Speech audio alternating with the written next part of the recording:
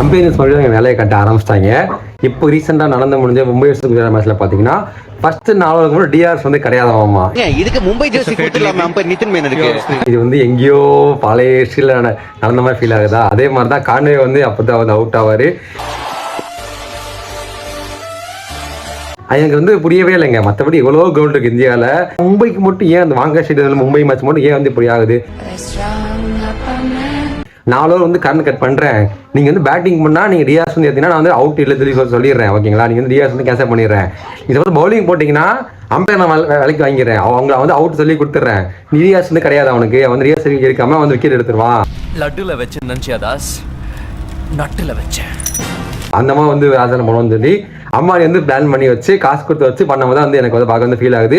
அம்பையரை வந்து பச்சையா விலைக்கு வாங்குறாங்க. நான் நேற்று மேட்ச்லேயே கூட பார்த்தீங்கன்னா யுவராஜ் வந்துட்டு ஒரு 6 அடிப்பார் இறங்கி வந்து, அம்பை வந்து பார்த்து டக்கு வந்துட்டு 4ன்றுவாரு, செக் பண்ணவே இல்லை, அது என்ன கீஸ்ன்னு பார்க்கவே இல்லை, டக்குன்னு போனே 4 அப்படின்னு ஒரு இது. அது வந்து அவங்க மும்பைக்கு வந்து சாதாரணமாக பேசுகிற மாதிரி பண்ணிக்கிட்டு வர அம்பையர்.